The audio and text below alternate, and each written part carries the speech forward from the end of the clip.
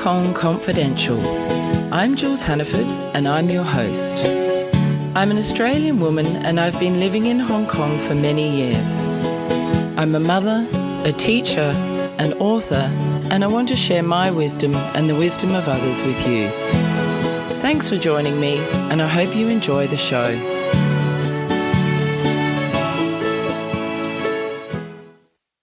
Hong Kong Confidential is brought to you by Teresa's Turkish Towels.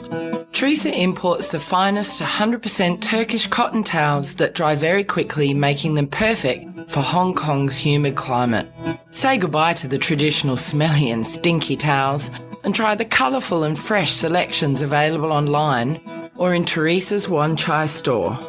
Use the promo code CONFIDENTIAL online or mention this podcast when you visit in person to receive $100 off your entire order when you order 2 or more towels. With 100% satisfaction guaranteed or your money back, the only thing you've got to lose are the musty smells that permeate traditional terry towels. Visit www.hkturkish.com in order to get the address and directions to Teresa's semi-hidden location. Hi, confidants. Today's podcast is an interview with Mikhail Tomosov, the head of the LGBTQ Network in Russia. It's an inspiring and heart-wrenching interview that really needs to be heard. Unfortunately, the sound is a little bit variable because we recorded it in a restaurant in Hong Kong.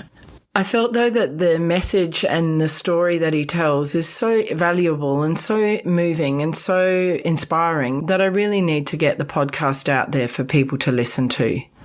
As a thank you for the interview, I took Mikhail to see Priscilla, Queen of the Desert at the APA in Hong Kong. He was so moved by the performance. He said that he had tears in his eyes when he was watching it because he said that he could never see anything like that in Russia. And he was really grateful to be able to have the experience, and it was a joy to be able to share it with him. I want to thank Suzanne Hannaford. Yeah, we've got the same name. That's completely freaky. She's my audio engineer from the USA.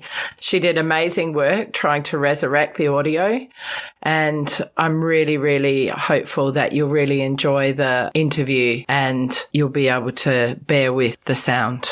Thank you so much. Enjoy the show. Today I'm here with Mikhail Tomosov from Russia. Hi, Mikhail. Thanks for meeting with me today. How are you? Hi, I'm perfect. Thank you. How are you? Very good, thank you. Mikhail, what brings you to the Human Dignity Festival in Hong Kong this year?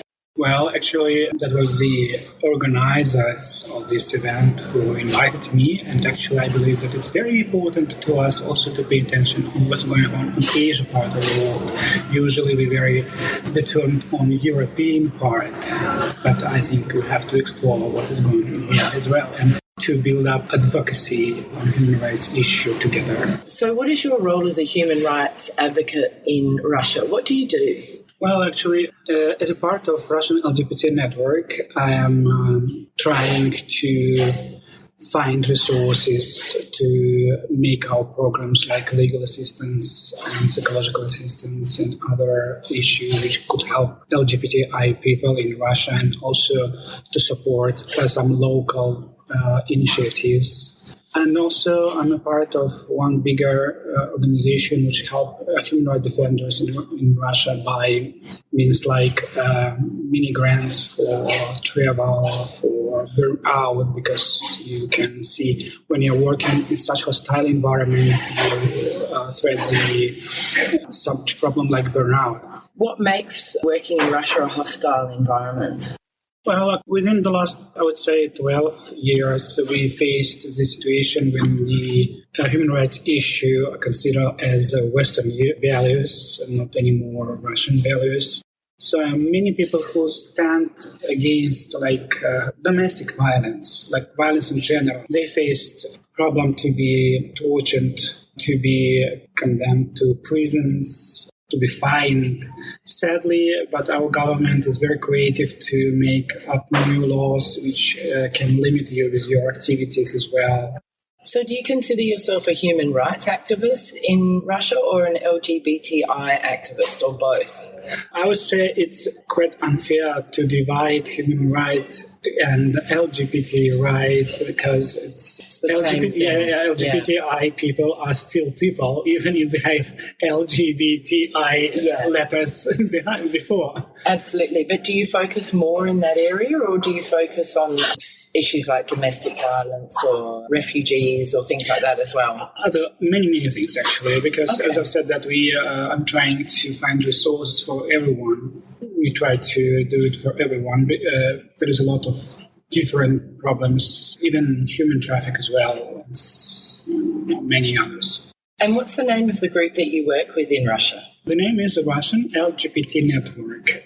It's an organization which we were established about 11 years ago. So we have 12 regional branches and 12 separate independent organizations. And we're still trying to develop our support to LGBTI people in Russia. So we have hotline. So any person from Russia could call and ask for help, mostly for legal or psychological.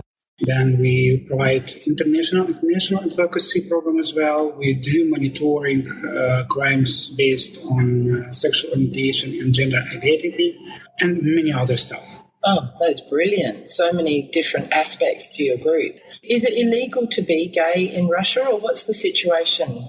Officially, it is not illegal to be an LGBTI person in Russia. But because we don't have any anti-discrimination law in Russia, so many things depends on the person or on organization. And actually, I could share that the government itself consider LGBTI people as immoral creature. That's why we have the law called anti-gay law propaganda, which prohibited us to be as a role model. So, in fact, this law says that it's impossible to say that same-sex relationship is socially equal to heterosexual relationship or so-called traditional relationship in front of minors. But you can see that minors are everywhere.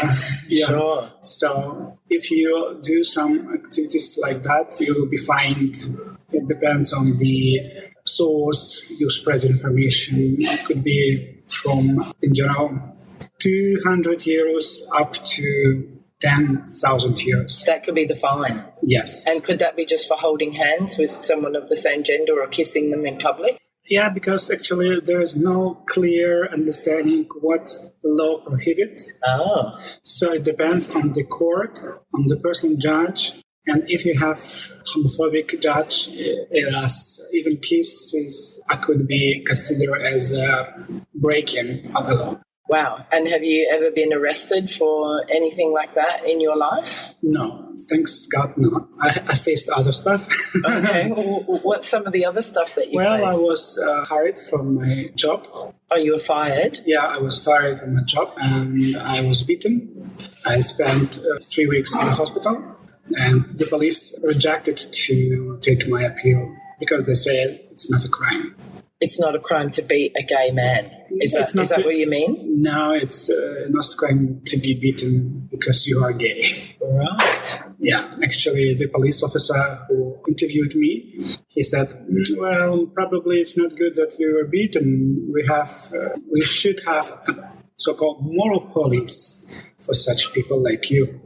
Really? Yeah. So let me get this right. So it's a crime to beat somebody in Russia, like it's against the law, but if you beat somebody for being gay, that is okay.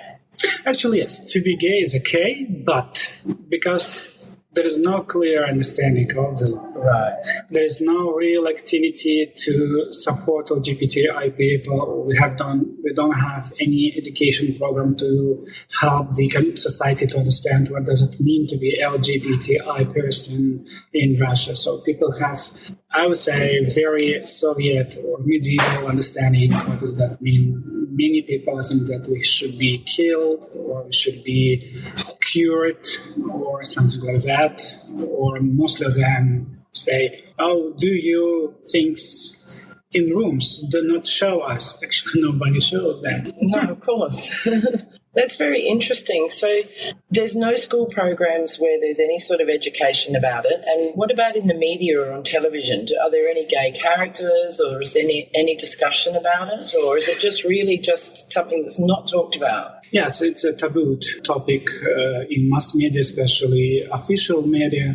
They even try to make up the programs. Well, we will be described as moral creature or foreign agents. Foreign agents? Yes, that we supported by USA government or other governments of European countries. That's why we have so very active in our activities, because we have a lot of money. We still don't know where is it. Where's your money? Where can we take this cash? Yeah. Can you tell me a little bit about your childhood and when you realised you were gay and how that was for you? Well, yes. I was born in the Soviet Union. So there was no information about sex and other stuff. So it's up to a person to discover yourself and anything that's connected to that. Sexual health, actually. Well, until 23rd,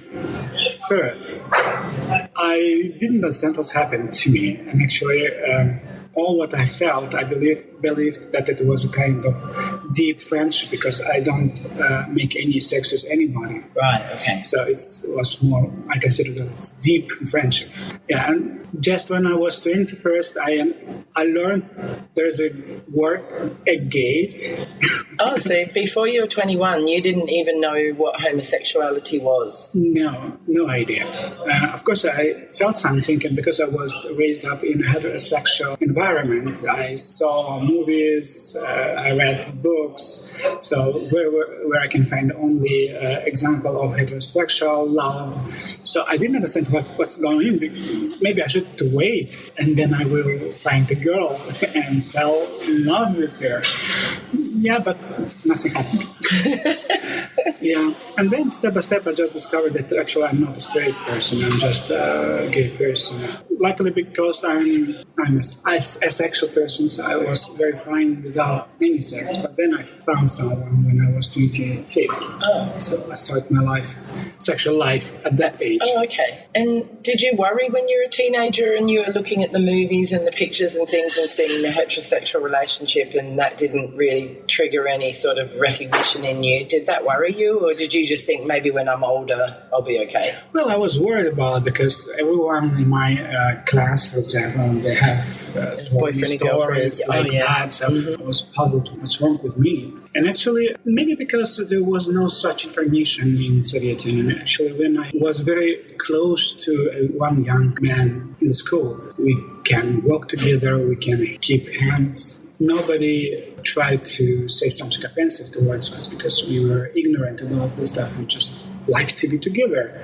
That's all. So I didn't feel like something very offensive. I just was wondering why I could not share the same stories like my friends in school, in the yard, and so on. It's hard to imagine growing up like that and not having that level of education or that level of information to even sort of know what you were dealing with. It's so interesting. And has that changed for teenagers now in Russia?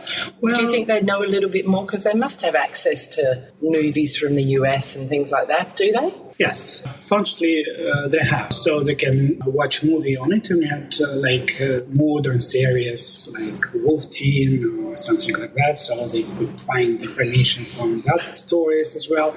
But because of this anti-gay law propaganda, for example, there's a big gap between LGBTI community, adults and teenagers, for example. We could not share their true information. So everything what they got from internet. And sometimes, of course, you can find positive information as well as negative information and so on, and they don't have actually real support in the society. It's just, to be kind of a virtual gay person. Yeah, which must be really difficult. Yeah. And very kind of sad and distressing that you can't be true to who you are. Yeah. For example, we have one interesting project called Children for in internet, you know that it's a kind of mistake in internet that it's not found. The file is not found. So children which are not found.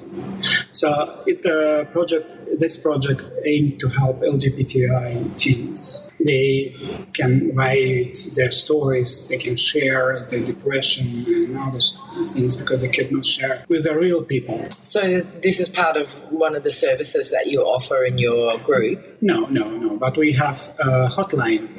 And so the teenagers also have access to such things as well. So do you find that a lot more of the younger LGBTI people suffer from mental health issues, depression or anxiety because of the lack of acceptance in Russia? Well, it's difficult to say because there is no investigation, statistics, yes. So personally, I could tell that they're still great people. They try to meet together in some self-control in some areas just to support each other and other stuff, yes. And also I know for sure that some LGBT organizations or groups still trying to get them into some activities just to be somehow connected because of this anti-gay law propaganda. So they feel like they're part of a subculture and they've got a connection with other people and they realise they're not alone. Yeah. Oh, that's nice. Yeah, that's good that happens. So do you get many young people contacting your organisation or is it more adults?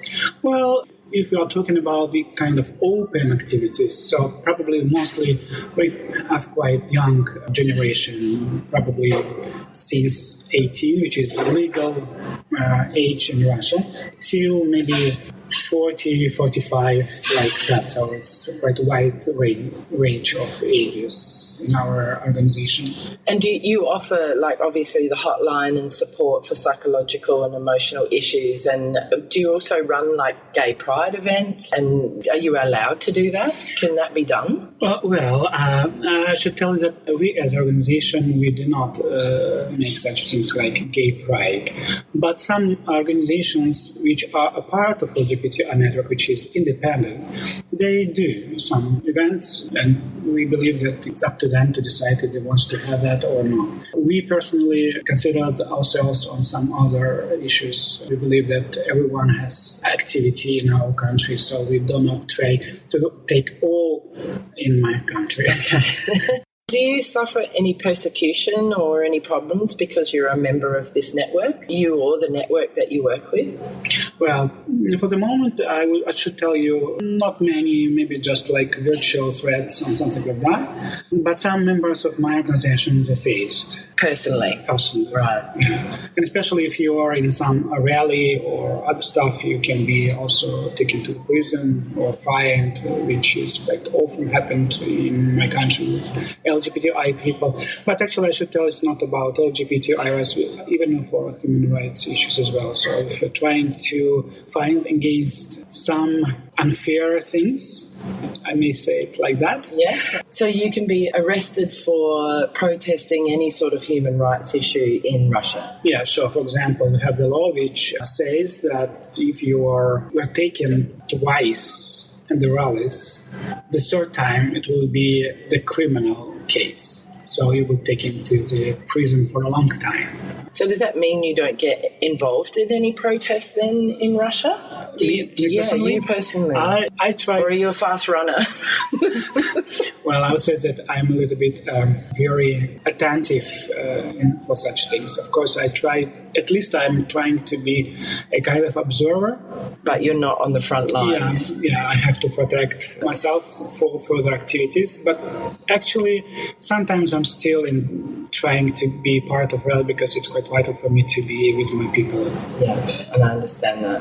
So how did you actually come to meet Bess, who's the organiser of this Human Rights Festival? How did you connect with her? Well, actually, we have a very good friend from Austria, Maria von Kannel. I know Maria from the Rainbow Family Organization, and I'm very proud to be a part of it because I'm very interested in Rainbow Family issue, and I'm trying to do something in Russia as well. We were connected through her. And then she invited you to come to Hong Kong? Yeah, that was great, actually. And is it your first time here? Yeah, absolutely. And do you like it? I adore it. And actually, me and my husband, we decided to come back. Oh, I come back and for him to be the first time. Oh, right, great, because he couldn't come with you this time. Yeah, somebody has to work in our family. What are your favourite things about Hong Kong? Apart from, obviously, the Human Dignity Festival, what have you enjoyed most about being here? People. Oh, that's nice. Yeah, I think what the most important in every country is people. Maybe that's why I'm very interested in human rights issues, because it's for human beings, for people. And I'm very happy that people in here are very open and they're really trying to be wise in that direction. There is a lot of people in here, millions, as far as I know. 7.4 million or something. Yeah, for example, it's even bigger than, for example, the region I live in. We have only 5 million in St. Petersburg and area, and I'm very surprised by people. And of course, it's very nice weather, quite warm. I would say hot, steamy. It still is hot. It shouldn't be this hot in October. Can you tell me a little bit about your relationship with your parents and whether you've come out to them, or are they aware of your situation, your relationship and all that sort of thing? Yeah, okay. Actually, I have never opportunity to come out to my parents because they never asked me about myself. They love me unconditionally in that way. I'm 42 now, and I have the second long-term relationship, and they know about all my partners and never asked me if I'm going to be married on a woman or if I'm going to have a baby. They just accept me, and actually it's a little bit quite odd to just stand up and say, I'm gay. So what? So I think they treat me, and I'm sure it is, they treat me as just their child, as heterosexual parents treat their own child without not asking, are you going to are you straight? Gay or something like that? Something like that. So quite, I would say, normal. So it's almost like an unspoken acceptance of your situation. Yeah, you don't have to discuss yourself. it? No, never. Even when I had my long-term relationship with the ex-husband, for example, my parents always asked how she tell him, hi, are you going to come together to us? And something like that stuff. So they obviously are really aware, but I'm sure. But they love you and they accept you. And especially because when we came to my parents' house, we always slept together in one bed. So. Oh, okay. So they obviously know, but it's just something that's not talked about, and they accept it, which is really nice. Is this a common way for Russian parents to behave? No, I would say that my parents are unique. And can you tell me some stories of other people that you know and how their families have treated them? For example, the situation of my husband, which we have a relationship in now. So he came out to his mother, and actually it was quite difficult to her to accept him as a gay person. So he's still his son. She loves him very much, but she tried to avoid to speak about such kind of relationship. Even he tried to tell that we went somewhere and so on. She tried not to listen. Yeah, and she asked not to tell his his father about that. So.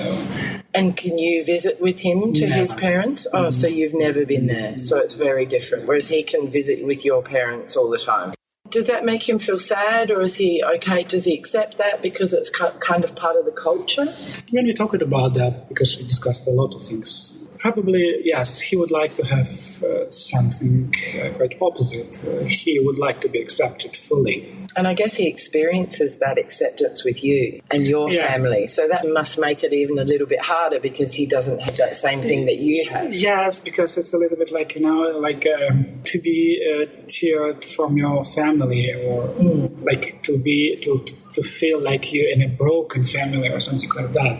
So, yeah, it's sad, isn't it? It's not healthy. It's not healthy.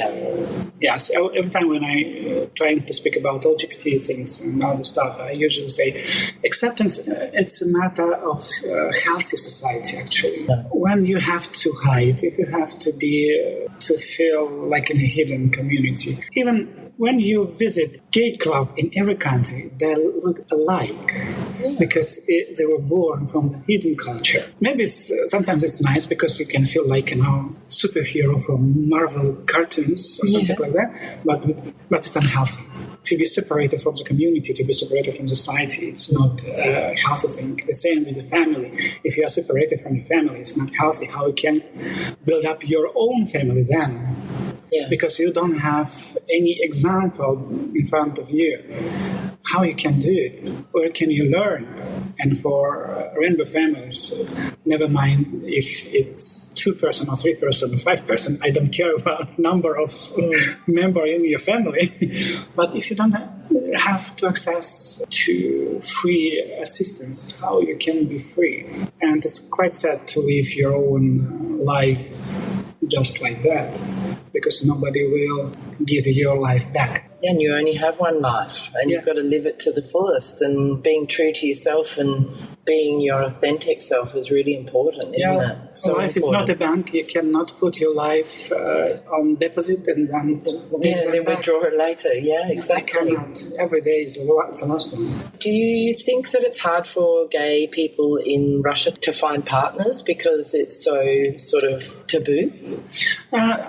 It's also very difficult to answer such question because they're very generalized. I know some people even don't try to make any relationship. They just enjoy sex or something like that. They just don't believe that they could have relationship at all. Some of them are trying to build up their own way, and some have, like me. Like you. And that's great. It's so nice to have love in your life, isn't it? Usually it's up to people to decide if they want to have something. The only sad thing that some people even don't dream about that. No, because they feel like it's not even possible. Yeah, so they let that dream go, don't they? Yeah, it's a kind of internal stigma. And you said that you were fired from your job. Was that because you came out as gay or somebody... Yeah. What happened? Yeah, actually, my physical appearance and my behavior does not look like I'm gay as usual. Yeah. And so that was quite fine for me. Nobody asked me and so on. But then when this law appeared, I started to do something in my region when I lived there. And I went to rally, I went on strikes, and I started to build up my organization in Samara region, which is called Avars, and still go on. So I was the kind of founder of local LGBTQIA organization. And then, of course, because I was quite famous person in my region, my face was known. So they say, we have to do something. Yeah, they did also in a kind of hidden way. They just said, our projects are over. But then I recognized that it's not about the project, it's more about my activity. And so you were discriminated against and they fired you? Yeah. How did that feel? Good question, because I believe that maybe I was scared a little bit because after that it was impossible to find another job in that area. Oh, was it? Yes. So maybe that's why I decided to work in NGOs, because I could not find any place. And did that then make it difficult for you to make money and to survive?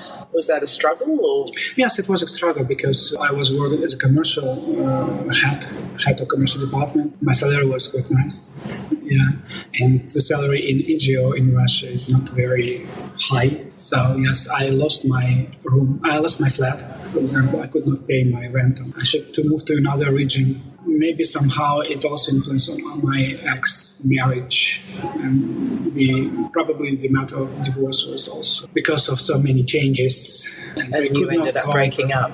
So yes, it influenced on all my life. And do you have any regrets? No. Oh, great. No. Of course, it's still very uncertain, because you are working on projects as well. So when you have a project, you have money. If not. But I should tell you that I feel very rich now. Not just because of money, but because I can meet people like you, like Beth, like many other in Russia. All people that I met, which is incredible. There are superheroes, real superheroes, not just sitting in a club. Not just the gay club superheroes. Yeah, it's so true. It's so inspiring to meet people who are really passionate about making changes and about making the world better, whatever they're doing. And I think we're both really lucky to be having this experience. And the Human Dignity Festival was just amazing. I loved it, and meeting so many wonderful people doing such great work. I was so inspired and want to get the message out there and try and share everyone's story. It's amazing, isn't it? Absolutely, and I'm very proud to be here, and I'm very determined that we have to go on with such a forum. And there's a lot of things that we have to do as partners, international partners, even in Hong Kong as well, for example. I just faced the problem of for wheels, people on wheels. I mean, because of Teresa being in a wheelchair. Yeah. And you realise how difficult the access was? Yes. Yeah. Hong Kong is not a welcoming area for such people it's at all. Not. So I think it's very, we have to prioritize that actually even than LGBTI rights. Sorry. Yeah, because we have a lot of LGBTI people like that. So it's impossible. You cannot use subway, for example, freely. In Hong Kong area, it's impossible to walk up. She had to rely on people to get her up and downstairs which all is over great. the place, didn't she? That's great that she has trust in us. Yeah, she did. Especially late at night when you're leaving the club. But the person has to have freedom. Yes. And not and she's so dependable on other people. Yeah, and I think the weekend really did highlight how much human trafficking is a global issue, and how much LGBT rights are a global issue, and how much slavery and disabilities women's rights, and there's so many things we've got to fight for. And we're right in the middle of this Me Too campaign with the sexual abuse issues. There's so much to be done, and it's up to us and the younger generation coming through. And I think we've got to really work on educating and opening people's minds. And do you think that you're making any headway with the Russian community or the government in changing perspectives or opening their minds or changing laws? Well, I should tell you, sometimes, yes, we would like to see very short-term projects because they are very fast. And I like to make a movie, for example. It's a long process, yes, sure, but much shorter than kind of social changes. It's really very long-term projects. Yeah, and that's why we are very affectionate about making short-term projects. We can get fruits easily. Yes. But are you thinking that you'd like to get some more grassroots, long-term projects going that really sort of make a difference within the economy and the community and governments? Yeah, and we need time, actually. I should tell you, even just 7 years ago, it was very difficult to put LGBTI topics in human rights agenda. Many Russian LGBT defenders try not to speak about LGBTI issue. They say, that it's not human rights at all. They believe like that. Now they say, you guys just the pioneers. You're on the first line. Why has their attitude changed? Because we were still working on allyship with them. On what, sorry? Allyship. Allyship. Yeah, sorry. Sorry, I'm sorry. No, I'm sorry. Yeah, that's why because we were working on You're building your alliances. Yeah. So they just saw us, how we're passionate about to be rights in general. We do not try to speak just about LGBTI rights because it's a little bit stupid. Some women are bisexual or lesbians or transgender. Some people who still in prison, they also could be LGBTI people. You can find us everywhere. Yeah, everywhere. So that's why we have to help everywhere, just like in back. Yeah. So And I should tell you, for example, that what we also describe as our success, that the government listening to us. And are they listening? Listening is very important. I mean, maybe they do not follow us. Actually, they do not. But we are not zero for them. Even Patriarch of Russian Orthodox Church, he said, if Orthodox activists were like LGBT activists, we will win. That was a phrase from Patriarch. Wow. Yeah. Oh, so there's definite recognition for the work that you're doing and that power that you perhaps have. So is it true that in Russia there's people being killed, like taken away and killed for being gay? Yeah. Is that true? Yeah, unfortunately, yes, I have to say that, yes, we have such situation in Chechnya, for example. Chechnya is one of the region of Russia. And the situation is that we faced some cases when the local government just set up actions against LGBTI people, mostly against gay, bisexual male person, but now, as far as you know, it also includes some women. Yes, and just recently, maybe 2 days ago, one of the such prisoner came out openly, which is absolutely amazing from one side and very dangerous on the other side to him. We tried to help him, to support him, because he received a lot of threats. His name is Maxim. He just made an interview 2 days ago. But in general, I can say that when we as LGBT network received such calls, we started to investigate with one newspaper, because we don't have such resources to investigate such crimes. We're just a small organization, and we are very limited in informationally and in human rights, in human resources as well. So we asked them to make some investigation on that issue, and they discovered that it's true. We set up a hotline special for such case, and we received hundreds of calls. No. Yeah, now I can tell you that we saved about 200 people from that. You saved them? Literally. How? What do you mean? I wouldn't explain everything because it's a kind of hidden mechanism. Okay, we sure. use But do you mean you got the people out? Literally. Wow. Yes. So wow. Yes, we help them to get out from the region to safer places in Russia. I would say more safe, because Russia is not a safe place for them anymore, because we have a very strong Chechenian diaspora. They could be still on threats in Russia. We try to help them to escape the country to other countries, and in some cases we succeeded. As refugees? As refugees, right. Yes. We want them to be protected. And you've saved a couple of hundred people. Yeah, kind of. Yeah. And the process brilliant. The process is still on. It doesn't end.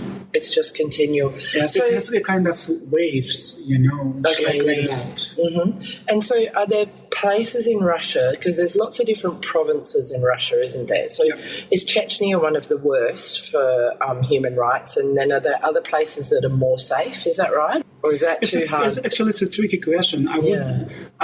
Usually I try to avoid to evaluate one part of evil from another part of evil. Right. So it's all evil, but on different levels, and it chops and changes. Yeah, for example... Like you said, it goes in waves. Yes, and especially because the federal government is they try to avoid investigate this case in Chechnya as well. They try to find any reasons not to do.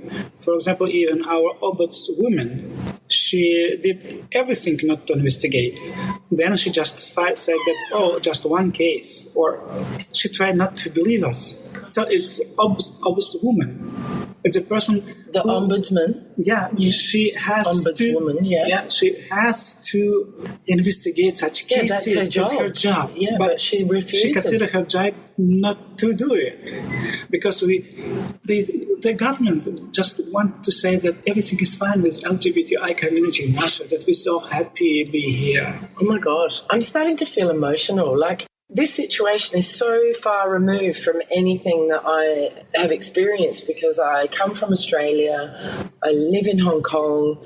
We just don't have that kind of, as you called it, evil. And my heart goes out to you and your organisation. It's amazing the work that you're doing. And I think it's great that we try to make people more aware. What can people outside of Russia do to support you? Well, usually I say, if you want to do something for us, do for your country. Please join human rights organizations. Please be volunteers. Contribute to such organizations by, even by your presence. Please come to the events. Show that you're standing up together. Of course, you can pay money. That's maybe somehow the easiest way to help. And sometimes, we need it as well. For example, just to take a person from Chechnya, for example, it costs money. The travel costs, the cost of living and other stuff. But first, please fight for human rights in your country.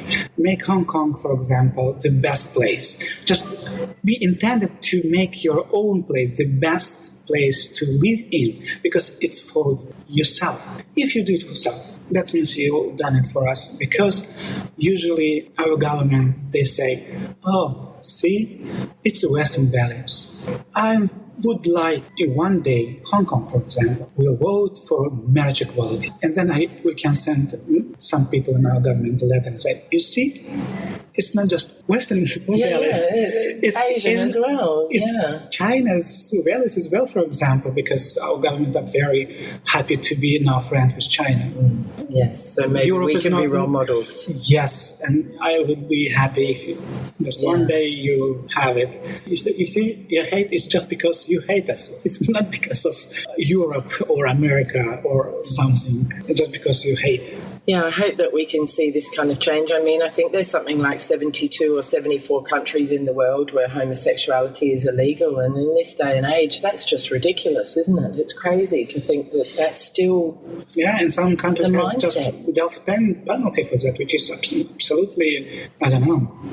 One journalist from Russia, he made a kind of article and he said, you see, just because America has gay propaganda, he said like that, they have so much gays. And just look in Arabia, for example, or Iran. They don't have gay propaganda, and they don't have gays. But of course they do. And I just wrote to him, probably just mixed some notions, They could not be openly gay. Yeah, it doesn't mean they're not there. They're just hiding it because it's for their safety. Yeah, it's almost the same like in Chechnya, for example. The leader of Chechnya, Ramzan Kadyrov, he said there is no LGBTI people in Chechnya at all. Well, that's not true either. Some human rights in Chechnya who belongs to, I would say, that kind of culture, they say too that there is no LGBTI people in Chechnya at all. The terrible mindset. You can't get married in Russia, can you? You talk about your husband, but that's just your husband of the heart. Is that right? Yeah. It's in some way we can be a little bit more free in this, because it's up to me to decide if you're my husband or my wife or whatever. Yeah. And also about the terminology, you can kind of free to say partner or husband or honey. Yeah, that's nice. Yeah, that's true. But there's no legal recognition. No. Yes. And what about even de facto? Like you can't have any sort of rights. No, just like living together, like two guys living together. Share house. That's it. Share house. Mm-hmm. That's all. I would say that also sometimes very difficult for two boys to find a flat. Some people are suspicious, are they? Yes. Oh, that's interesting as well. So, are you at risk in the work that you do in Russia? Is your life at risk? I believe so, but I'm trying not to think about it. But of course, yes. We know for sure for it. We know that our cell phones, listen to secret services. We have proofs on that. Oh, you know this? Yes, we know for sure. For example, we know for such some our centers, LGBT centers, or our offices are also listened to by FBS. That's why sometimes we have to make an investigation to find bugs or something like that, and sometimes we found them. So you have to be careful. Yeah, but I believe so. I'm working till the moment they need me. If they need me, they will take me. And if they want to accuse me, they found anything. They make up the case. So the only one I think I really worried is about the people I'm working with. So that's why I'm trying to follow all security measures, like on mobile, on secret mails, emails, and other stuff. Sometimes I think, oh my God, I'm just a gay person. I'm not Agent 007. Why should I follow all this security stuff? You're the Russian James Bond. That means that everyone in my organization are all agents. the same agents, yeah. Because we're just fighting for the normal human life. Yeah. It's not, we don't fight to make a revolution or something like that. Yeah, you're just fighting for equality. Yeah, that's all. Because I just want to live with my boyfriend in one flat. I want to share all the economical stuff. The heterosexual couple can. Yes. Yeah. It's not asking too much, is it? No.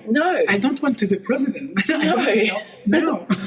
Oh, well, do you know what? I'm so incredibly impressed and so proud. I feel honoured to meet you and to have this conversation, and thank you so much for sharing your story with us. It's really fantastic.